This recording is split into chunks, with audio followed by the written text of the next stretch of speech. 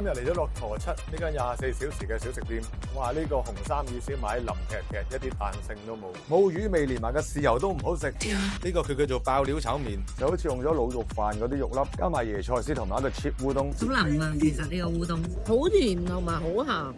諗住加啲辣醬睇下夠唔夠得翻啦，好似混醬撈腸粉咁樣。呢盒嘢50蚊，台灣 style 蒜香骨。阿老細行埋嚟話多啲生蒜仲正，唔知係咪翻炸得太多次咧？啲肉好乾好硬，但係啲骨膜位咧唔熟噶喎，韌噶喎，咬唔開噶。